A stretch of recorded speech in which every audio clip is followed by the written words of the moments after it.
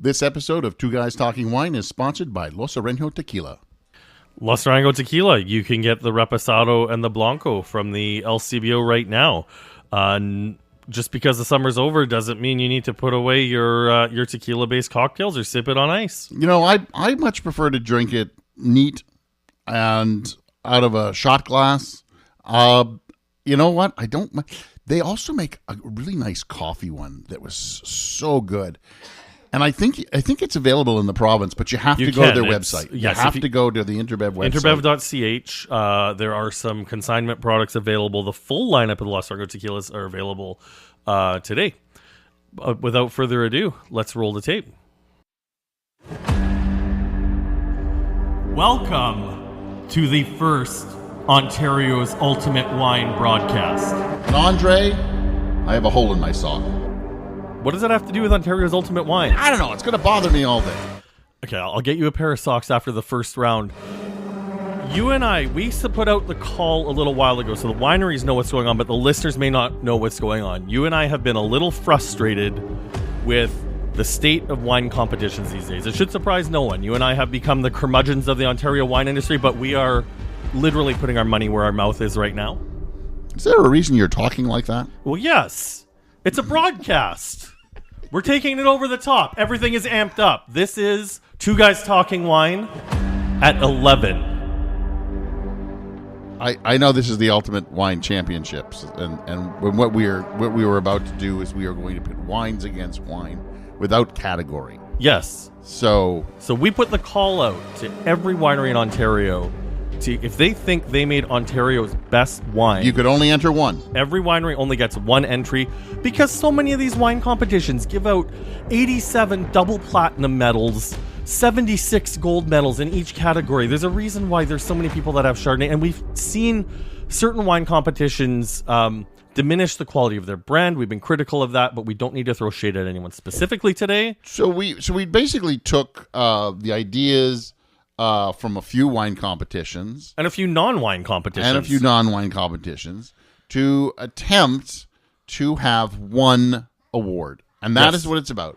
This is about what we determine is the best Ontario wine. All right, so now this is where we cue the inspirational music. This is how it's going to work. We have 16 entries with 16 ping pong balls in a bowl that will be drawn in a bracket. And we are going to be narrowing it down from 16 to only one. There can be only one. We pulled the bracket drawing from the World Cup. Like that's how I felt that. Yeah, that was the way to go. You and I, we will be tasting all still wines out of some Riedel Cabernet glasses because we felt it was the best happy medium to let anyone entering Burgundian varietals to show well, anyone entering Bordeaux varietals to show well, and frankly, it'll give white wines a chance to breathe as well. Breathe a little better, yep. We did make a caveat for sparkling wines. Sparkling wines will be poured in white wine glasses. Much to my chagrin, but yes. There was no price limit for wineries that entered wines. There had to be 10 cases available for sale to the general public. Yep. And because you and I don't always agree, we have brought in a special referee guest. And he is a big deal. He is a big deal in his own mind. Please introduce yourself, referee. Hey, fellas. This is Matthew Cauz, friend to you guys, the host of the Matt Talks Wine and Stuff with Interesting People podcast, of which you guys have both been on in the past. And Michael, I do not have a hole in my sock, which is fantastic because it's weird. You know, the little bit of flesh is touching the floor, and it just goes in it. But André, I'm super thrilled to be a part of this. As you know how much I also love the wines of Ontario, so just being on the peripheral is great. I'm sort of the referee, keep you guys in line, break a tie, keep things moving. Keep us honest. Keep you honest and call you out on something. Yeah. So we've limited each tasting to 5 minutes. It'll be 2 wines tasted at a time. Now this is where things are going to be a little bit different than a typical bracket.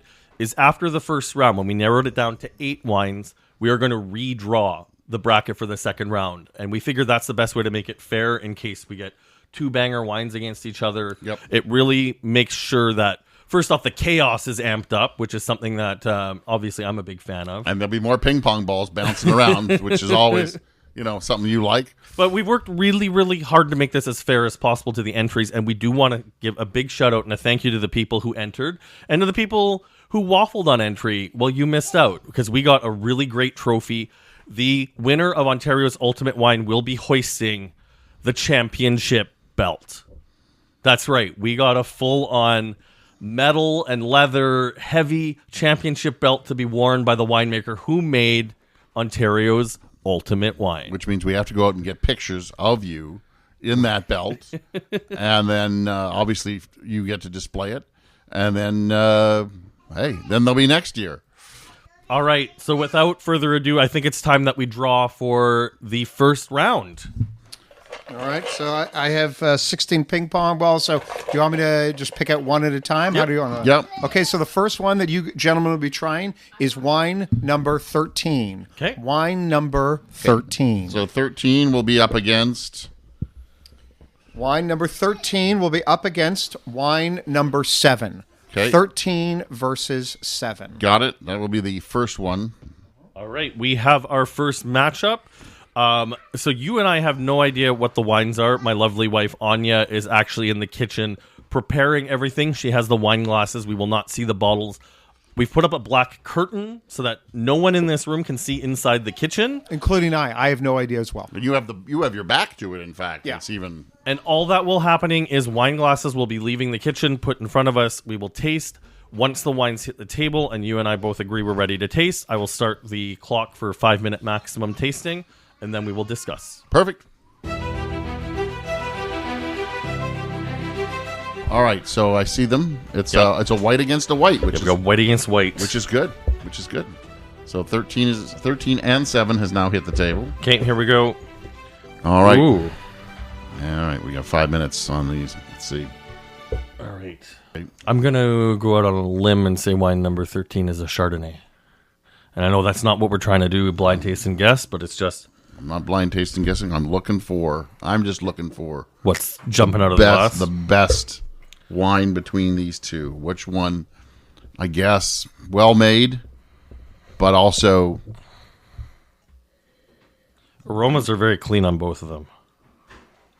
I'm looking for the one that, I guess derives the most pleasure, I guess.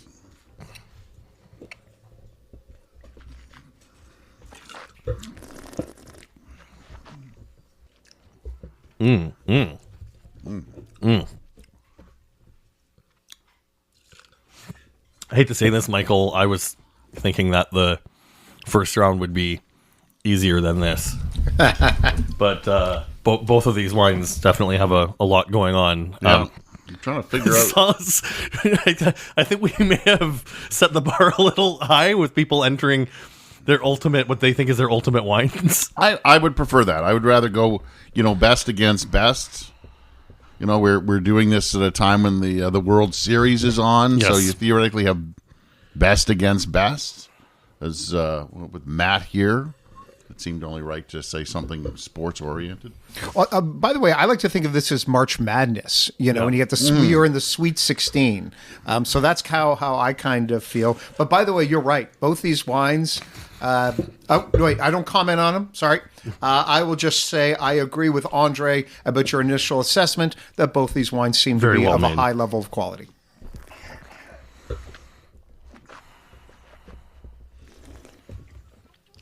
Also, this whole competition brought to you by the Go Train. I'm taking the Go Train. Jesus, if only Metrolinx would consider sponsoring this podcast or this endeavor.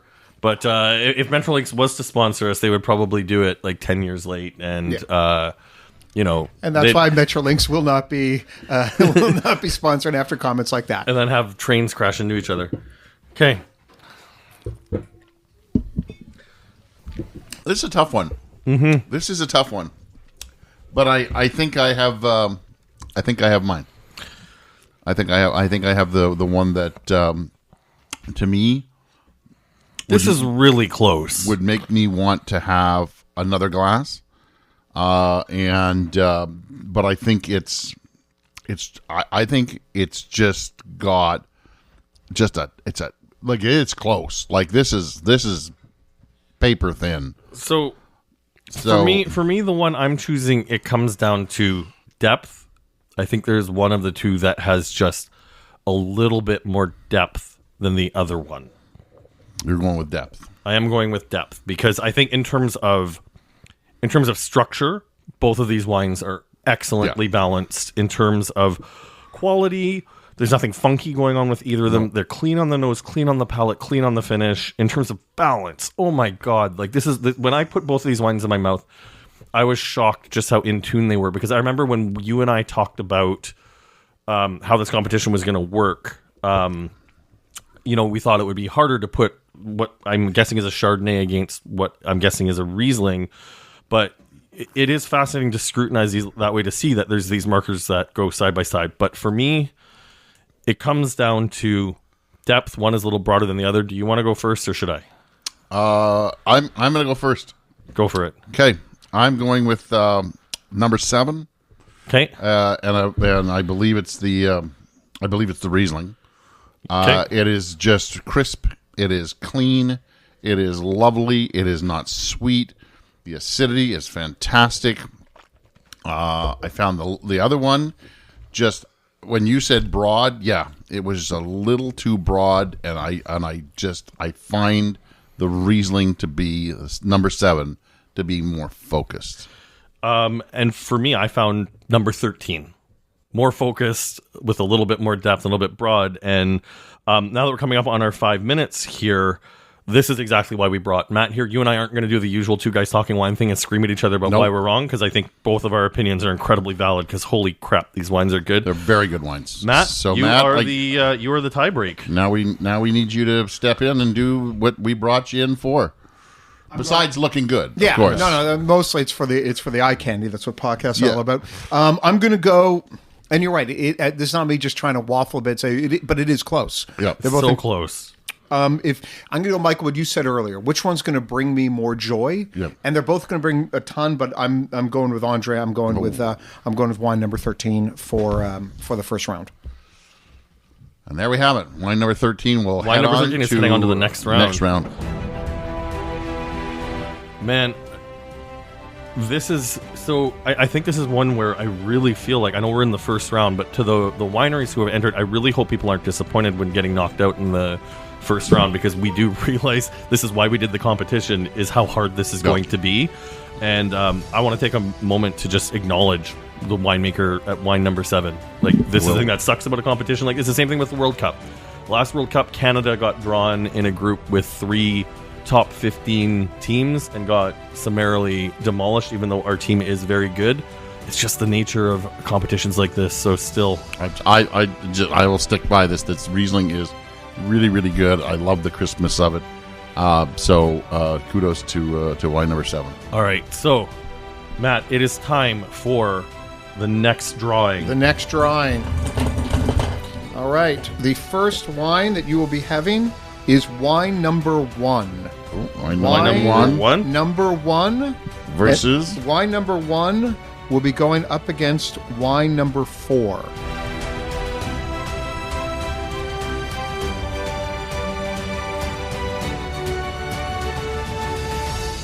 Here we are, the second matchup of round 1, and if we thought last round was hard, it looks like we have just set ourselves up for a hell of a day. This is like if the first game was at 1 o'clock, this one's at 3 o'clock. So we've got wine 1 versus wine 4. Wine 1 is a golden colored white wine, and wine 4 is a very deep with a purple tinge. It might just because of my table. Hang on. All right, your table. That's my table. Colored red. It's a lighter red. It's a lighter red? Yeah, it's a lighter red. I mean, it's pretty heavy. Okay, it's lighter red. We'll give you lighter red. All right, so this is the part of the whole competition that I was most worried about. I'll be honest with you. Is doing a white against a red. Going a white against a red. Okay. So here we go. I don't know what else to say about this, except they got to be tried. Once again, just like with round 1, I haven't even put these wines in my mouth. The aromas on both of these are clearly well-made wines. Let's get into here. Tasting wine 1. Honey, mineral. Definitely a clean wine. Very peachy, but canned peachy. It's a nice wine. Very nice wine. Good acidity to it. Very crunchy.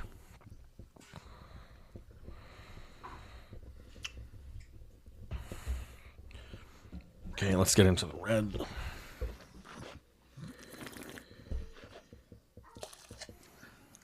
Cocoa. Blackberry. Blackcurrant.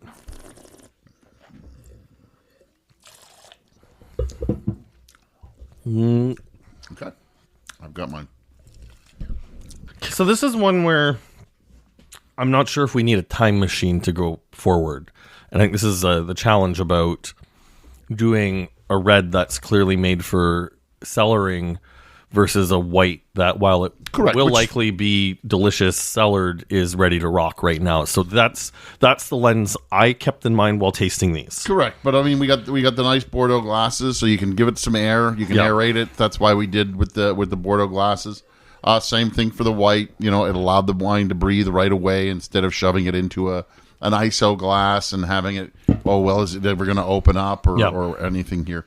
I'm going to let you go first this time. I think wine 1 is the clear winner to me here. Really great balance. Nice depth. Like I said, wine 4 does have a lot of depth, but to me, the oak barrel that it was aged in is really telling more of the story than the fruit, which is why I said I even just thought about, okay, in 5 years, which one of these wines would I rather open up? And I still think it's going to be wine number 1. So you're going with a white wine on this. I'm going with the white wine on this one. I'm going to disagree with you. I think number 4 is the better of the wines.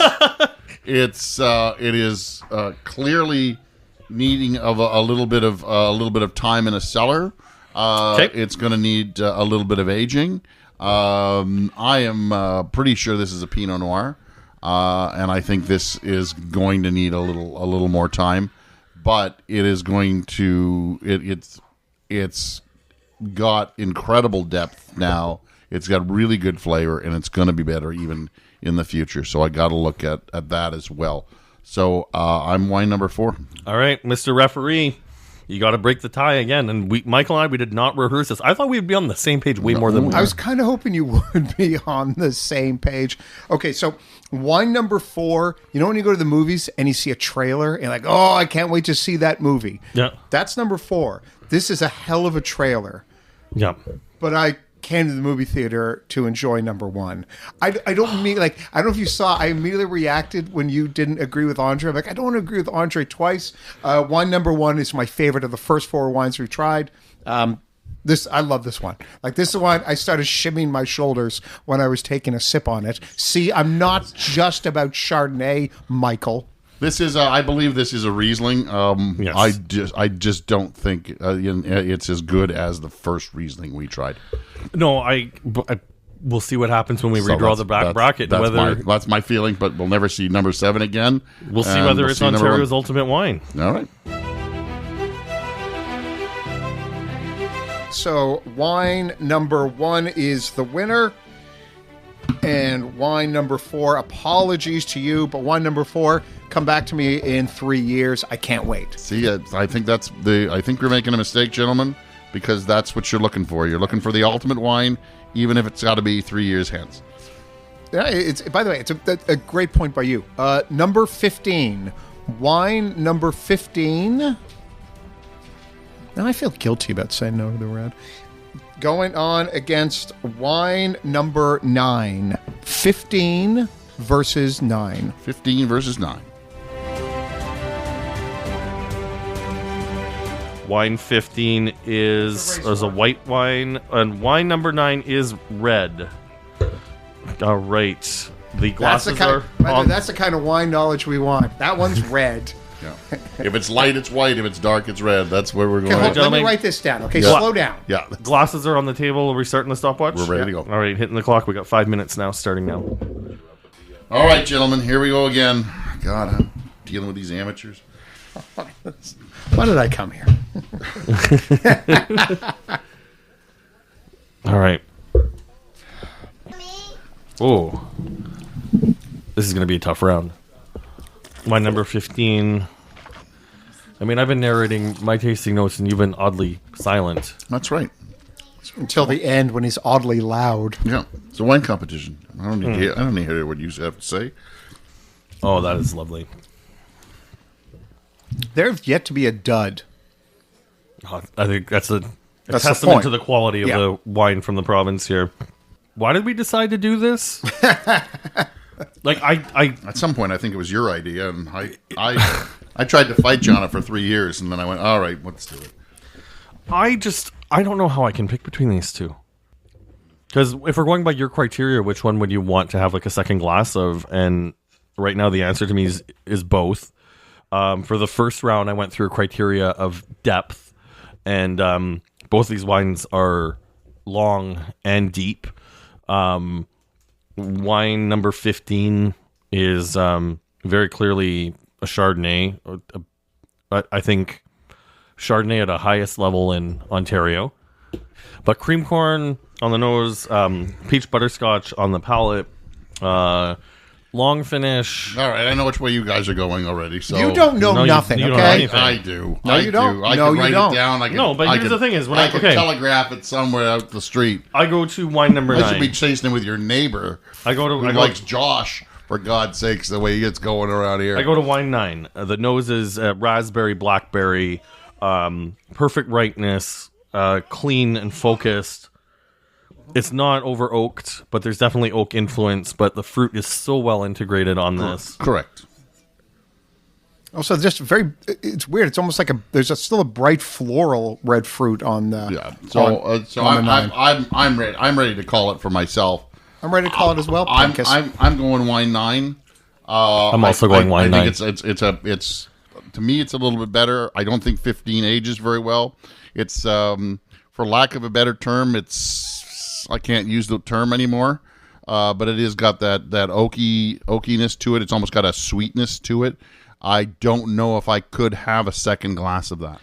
I do. I think you're selling the cellarability of wine 15 short, but you used the word focus in a previous matchup, and I think wine 9 has much more focus. Correct. I think it's a much more focused wine. It's a drier wine, and it's something that I could sit on and sit with and sip on, probably for over the course of an evening. Watch that open up, and I 15. It's clean, but I think that sweetness from that butterscotch, from that oakiness, is really going to drive me crazy by the end of the night. I'm like, no, I can't take that anymore. Like I said, for me it just comes down to focus because I really love both of these wines. But I think just in terms of which one is more ultimate, wine 9 is where it's at. There we go. It hurts me There we to go. agree with you on that, and it hurts me to speak ill of Chardonnay, but you know what? It's just numbers in front of me. There's nothing on the label. So we're in agreement. So Yeah, and we also don't need Matt, but we'll still ask him. What do you? No, it's 9. Like it was like what I loved was there is the depth and all that jazz, but there was, as I said before, there's a brightness to it, and I love that about the wine. And I think Michael, you're speaking ill a little bit of the 15, but 9 is the clear winner. Oh, yeah. Well, look at me finally. what is the next matchup? Okay, well, hold on. Let me first just make sure I get them away. 15, goodbye, lovely Chardonnay, and winner number 9. And now the next round, wine number 8 versus wine number 14. 8 versus 14. All right. The They're hitting the wines are table? hitting the table. It's 2 whites. We got 2 whites. Wine number 8 and wine number 14. I heard that was going to be one of the names for your podcast was 2 Whites. Two whites talking wine. I mean, we keep it pretty white in here on the regular. That's not an unusual thing. So, gentlemen, are we ready to start our clock here? Michael? Yeah. Okay, we got 5 minutes going right now. We've been actually really good sticking to it. Okay. Wow. Well, these are 2 very similar wines. Really? Yeah. I don't find them similar at all. I mean, beyond maybe original country of origin or country of origin that made these wines famous. Don't make me agree with André again. Like 14's got like a little more of this stinky cheese thing. 8's got more of this golden thing. Yeah, I agree. Hey, referee, you're supposed to be impartial. Oh God, I'm sorry. Nope, sorry. Actually, you know what? I have to take it back, Michael. There are a lot of parallels. One is more fruit forward. One is more mineral forward. But, once again, both of these well-made wines. Nose good, palate good, clean finish on both of them. Good. Both are well-balanced, if we're going with that criteria. Very clean. Yeah, it's the question. It really is the question between fruit and mineral. It really is, and that's. I think this is a tough one. The wine geek in me wants to go one way, and the.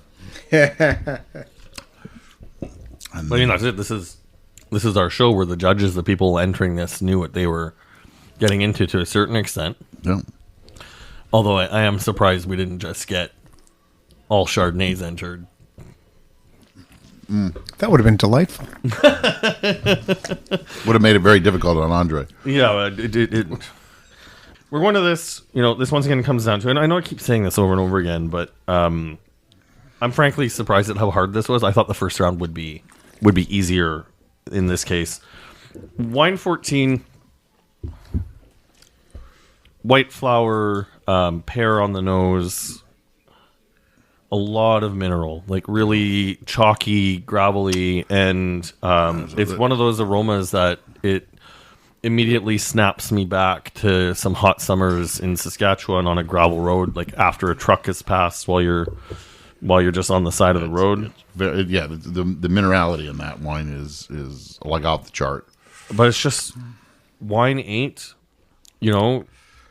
It's there's something electric on it. It's electric on the nose. It's very bright peach. It's almost pushing into tropical, like a tulfo mango, like those really wonderful yellow sweet mangoes. On the palate, it's just this, like it shocks your mouth and then rolls off the back of your tongue, filling you from cheek to cheek. Wine 8 is my choice for this matchup here. This is a tough one. See, the wine geek in me is going, minerality is supposed to win out, right? It's supposed to be the one. We got mineral in wine 8 as well. It just doesn't hold up to the minerality in wine 14. Like 14 is licking a wet stone. It's river rock. But 8 just it's seductive with its fruit, and it just keeps wanting you to come back for another glass. I love the word seduction on that, because it just makes you so if you're looking for the wine that would probably bring, if you have to go down to the pleasure route on this. So you're having a hard time too. I'm gonna probably follow right along with you on number 8. It is such a tough call. As I said, the wine geek in me wants to go 14, but the hedonistic side of me goes number 8. And I'm gonna follow in number 8 as well. Referee, let's hear what you have to say. I guess it doesn't matter, but I do like hearing Matt's take on these things. Listen, I love the battle going on in your soul, Michael, right now about it, because the cool person wine cred says you got to take 14. That's what you get the wine cred points for. Yeah. But just that tangy hedonistic is the best way to put it. Of course, the best description we've had from any wine is André talking about 14, about the dusty roads in Saskatchewan and all that jazz. But no, it's close, but it's number 8. It's number 8. All right. So all in agreement on number 8. We are in agreement on number 8. So number 8 is the winner. Yeah. And number 14 is Moving on. the Moving on. loser. Moving on to the next round. The first one, number 16. Number 16. Wine number 16, the bottom of the entries. Number 16, the Joe Montana for old people out there. And wine number 2 is number 12. Wine number 2 is number 12. Right, wine 16 and wine number 2. There we go. Wait, number 2 or number 12? Wine number 2 is number 12. I get it why, because 2 and all. Okay, so it's wine 12, but it's the second wine that you picked. Correct. Over, if we're doing from the movie Airplane, pilot under and over. So over was underdone. No one remembers Airplane. No, Yeah. it's good. And then I'm just Over, getting ready over, to Roger. Yes, But it would be thank actually you. wine number 10. What? What? Don't know. No. 16 is wine number 1. Wine number 2 is number 12. And here we are, the hardest working person, bringing the wine to us. The first wine is a red. We've got a red. And I'm going to stop doing my Howard Cosell because that ages. How many people do you think even knows who Howard That's Cosell is? that's like doing a Muhammad Ali. Yeah. I like it. Hey. All right, 16, 12, 2 red wines. 2 red wines. Gentlemen, no, I'm not doing that. 2 fierce competitors Start doing your battle. engines, or pick up your glasses, or I don't even know what. I'd say let's get ready to rumble, but I'll get We get sued. that Let's guy get- is so Get ready to aerate. so great. So first off, I have to bleep off what Matt just said so that we don't get sued. I'm going to sing now Rolling Stone songs and the Beatles. See how long we go. Maybe we should throw some Metallica in there just for good. I don't know if Lars is still as litigious as he once was. Anyways, about the wine, I should start the clock. Okay, this is our first red on red matchup. This is our first red on red, which is quite interesting.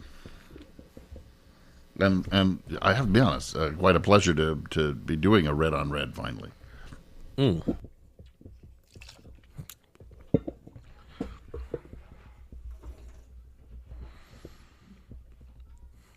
We both had an eyebrow raise on something we just tasted.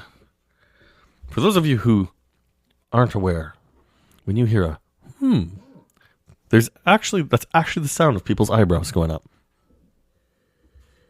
Well, this is difficult. Yes, this one is. This is going to be a toughie. I'm getting something like hazelnutty on wine 12.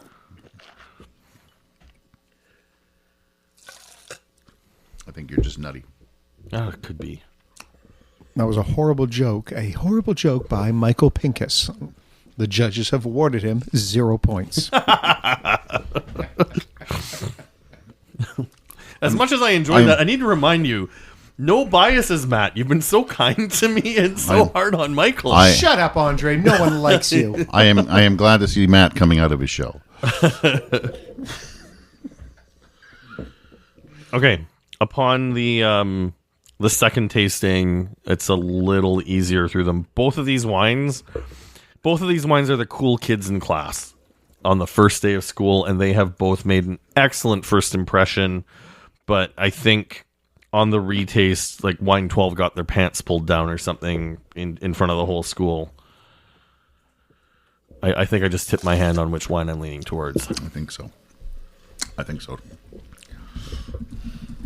Yeah, this one is. I will admit it is a little easier doing a red against a red. It is. So That's, you know what? It's so true. Like red versus white. You're right. It does take you out of your norm. the last round we ended up going, or the last matchup we ended up going about 7 minutes when all was said and done. We're at 2 minutes and 40 seconds right now with where we're at here. So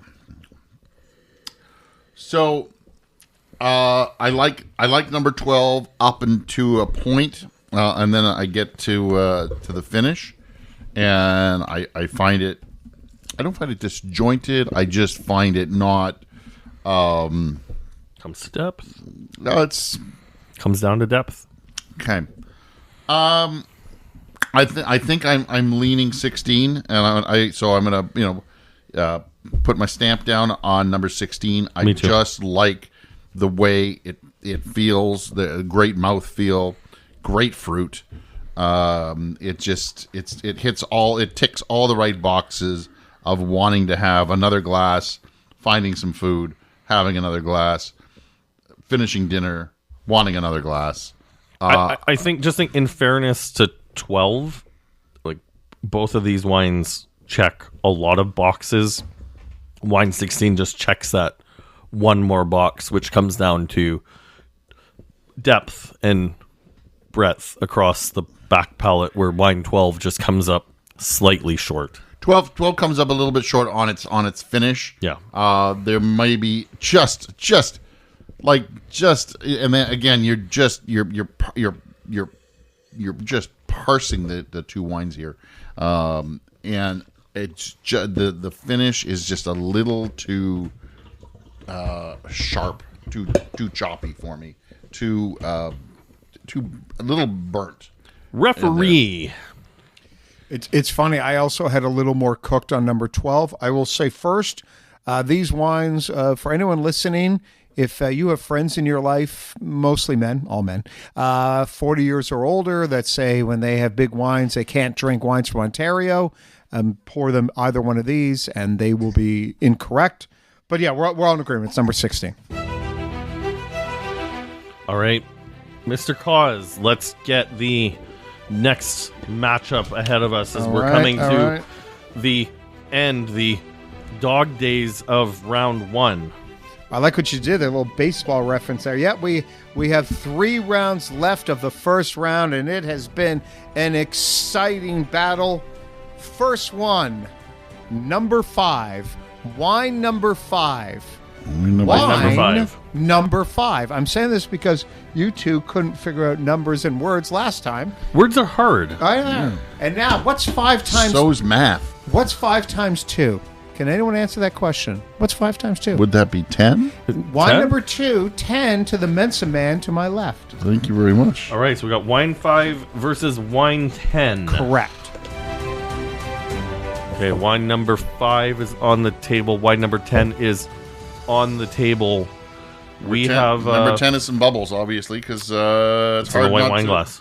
That and you can't miss the things that, or it's re-fermenting, one of the two. So, I mean, so far the wines have been pretty ultimate. We've had some excellent quality wines made. Are you ready for me to start the clock for our 5 minutes? all right, the glasses are down. All right. Also, it needs to be said, other wine podcasts, you're not going to get this level of information of the wine's got bubbles and it's sparkling. I think it's a sparkling wine. Yeah, Or it's re-fermenting. Michael, don't talk over people. You got to dumb it down for them. yeah. I'm looking at it and I'm thinking it might be. I could be wrong.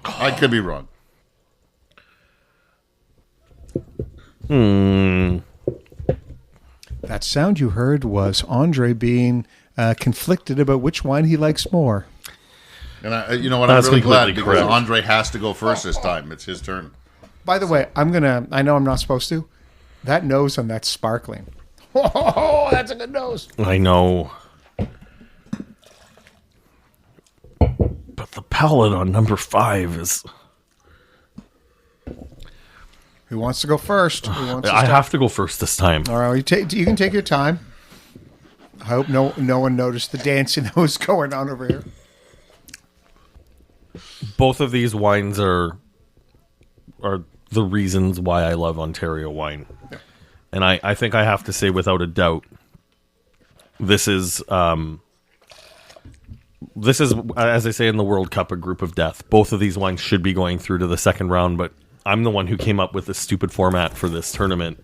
So we can only pick one. There can only be one. There can be only one. This is really unfortunate. Which one is the Sean Connery, and which is the Conor McGregor?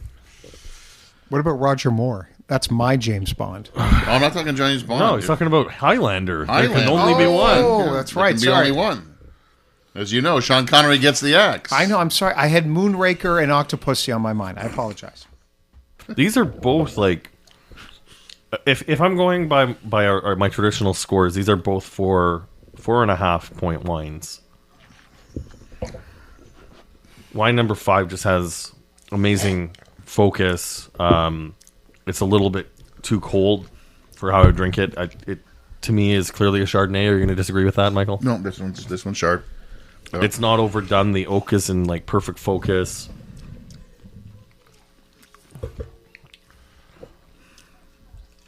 And then the finish comes up long with a curt finish thanks to great acidity.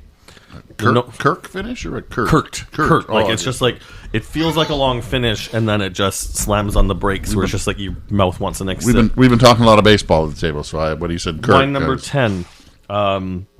It smells like what great sparkling from Ontario should smell like.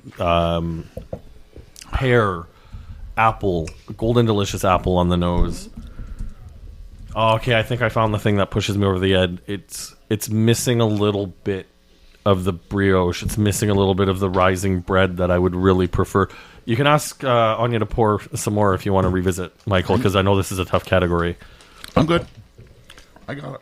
And the thing is, on the palate, number 10. It just has this insane intensity. It's like an explosion of an Ontario orchard, and it's one of these wines that reminds me of why Great I love acidity, living in Ontario. Great brioche. I still think the brioche it's very ripe and more fruit driven and less brioche driven, and I think it's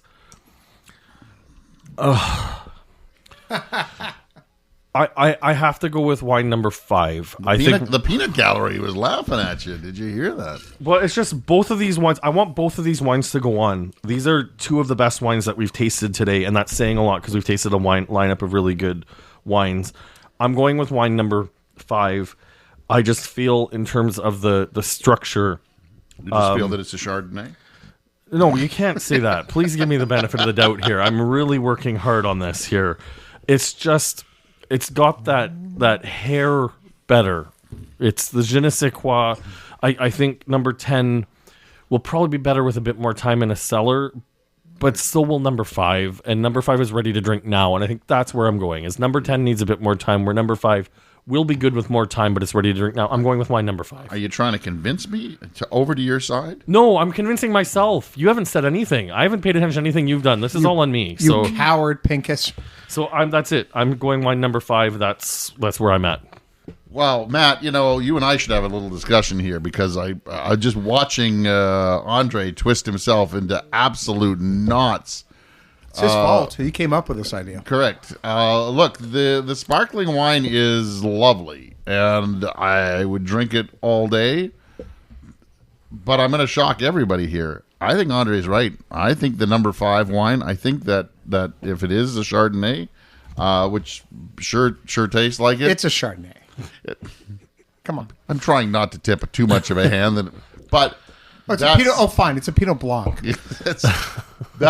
That is a beautiful Chardonnay, and for me, it hits all the notes of an Ontario Chardonnay that I do like. It's got that lovely peach notes. It's got all the fruit. It's got the acidity and the vanilla and the butterscotch, but it's integrated. But it's not over the top. It's not sweet. It's not. This is just a beautiful glass of Chardonnay. Not that this isn't a great sparkling, but I mean that Chardonnay just really sings. So it's got for me, it is also wine number 5. The funny thing is obviously wine number 5 is moving on. That's an incredible Chardonnay. Yes, I like the sparkling more. I also got these like little bit of nutty notes to it. Like what I loved about it is like it had everything that you said, the pear and all of that, but it almost felt like I'm like, is this how many years of age does this have on it? I think it's I want to think it's got like something like 6. Yeah, it's got some hazelnut going on in here. Yeah, if you came over, you would see I wrote hazelnut. I would have voted 10. And anyone who listens or knows me knows. I mean, I'm a Chard lover, but no, I would have got number 10. But perfectly happy that number 5 is the winner of this round. So number 5 is the winner. And just like Andre, it's just by the hair of its chin. Yeah. Okay. All right. So our next lineup. The next wine, if you guys are ready, you're going to be having wine number 3. We'll be taking on wine number 6. 3 wine 3 and 6. And wine 6. Okay. For math people, 3 and 6, eh? Huh? So you've done it twice now. 5 and 10, 3 and 6. Ooh, we're not just wine nerds, math nerds as well.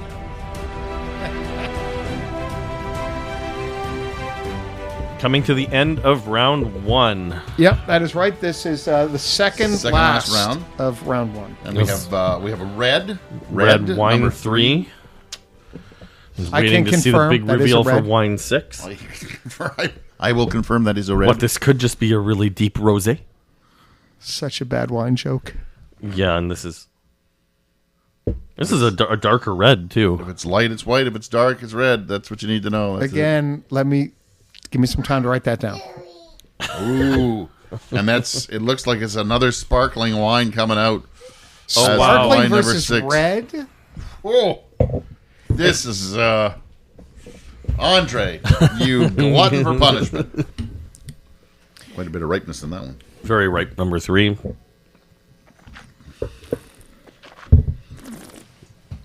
Oh.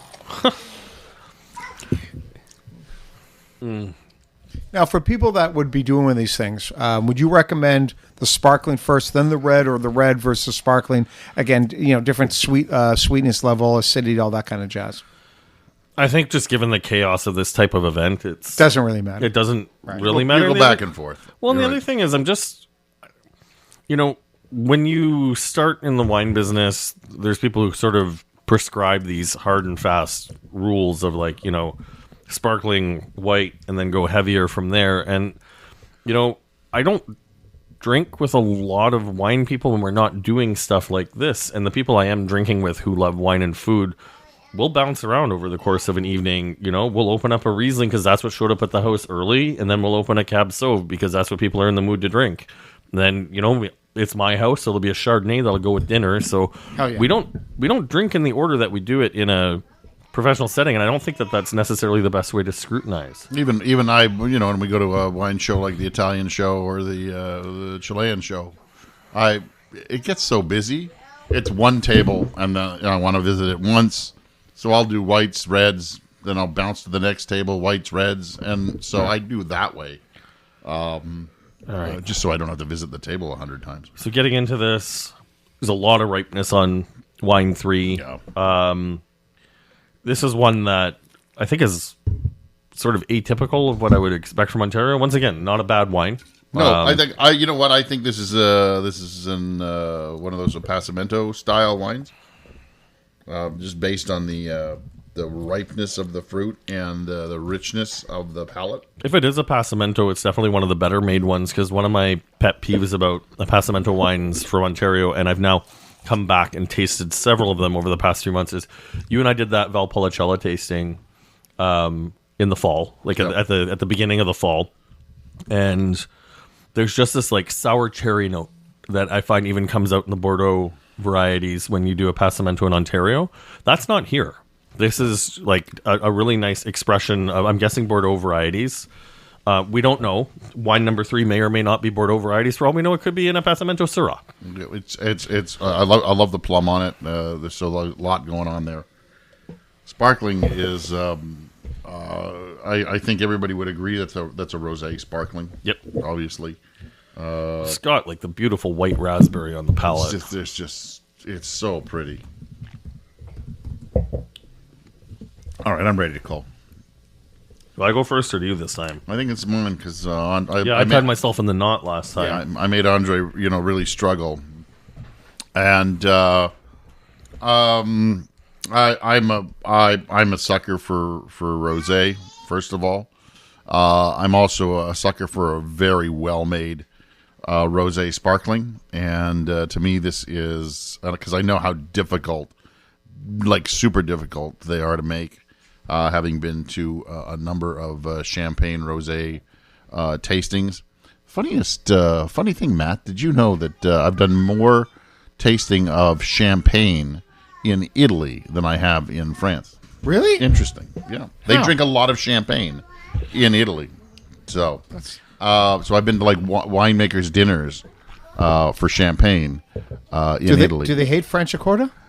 They don't because obviously There's just not a lot of it. They're just buying champagne. Obviously, you can see I'm stalling So, for gentlemen, time here. bringing this back on. I'm in full agreement with you.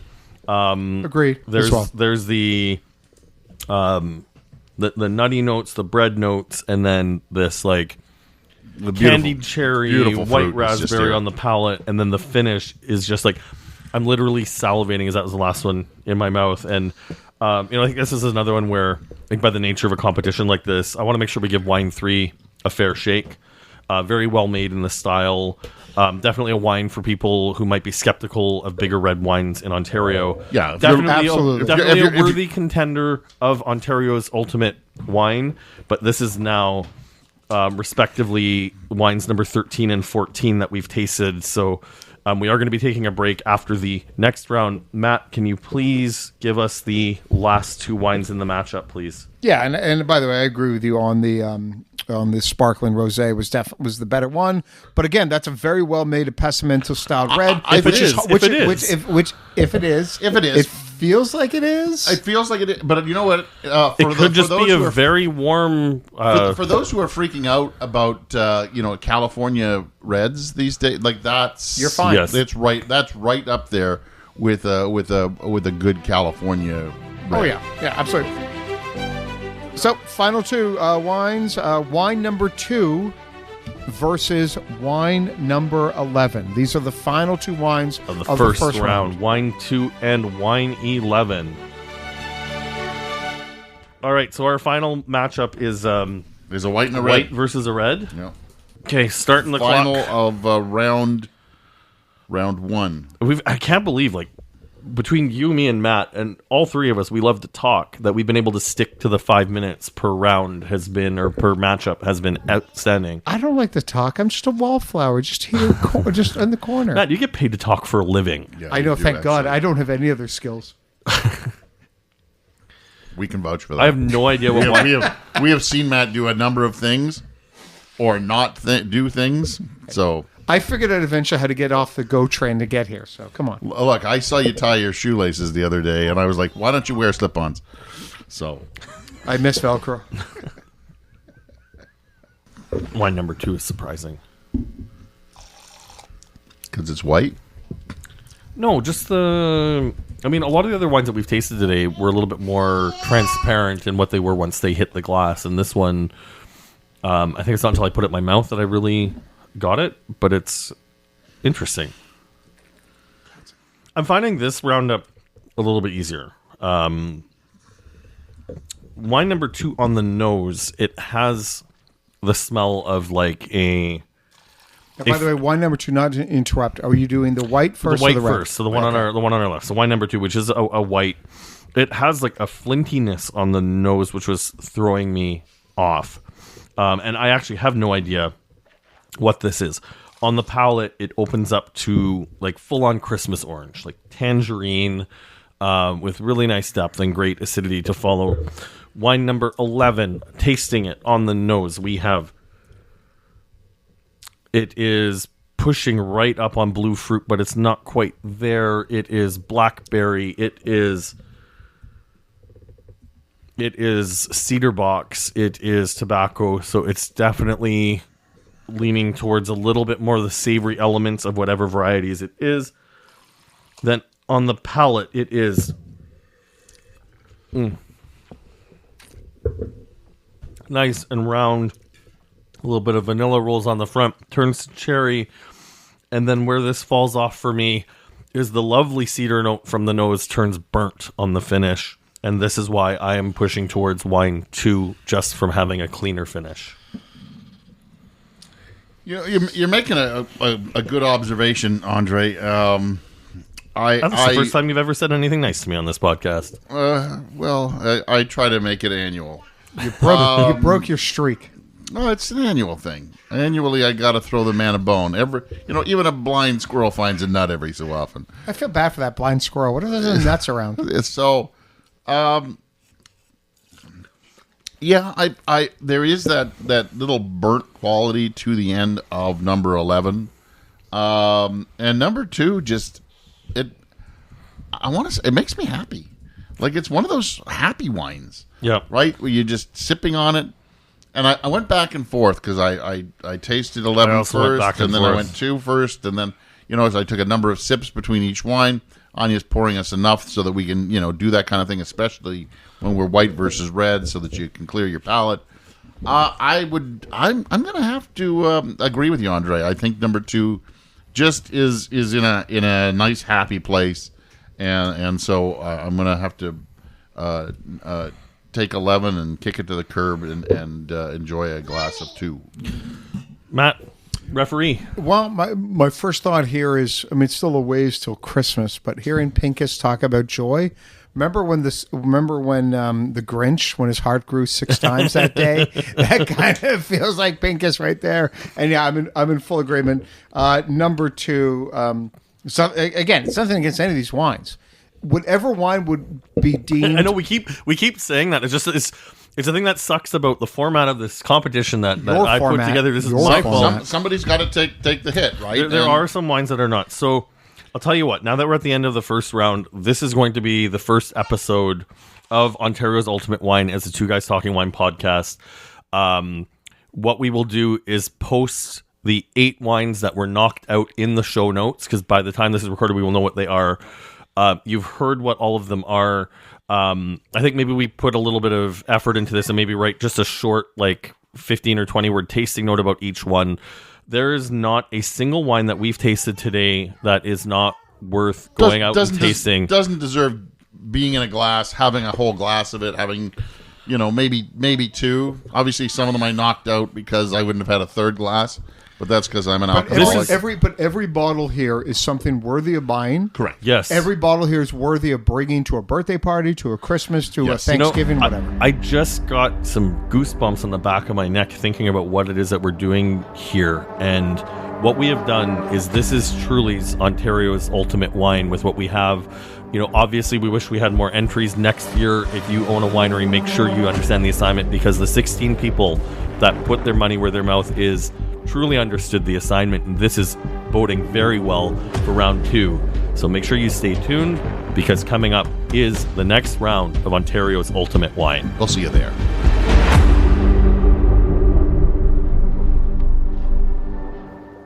Well, that was certainly exciting.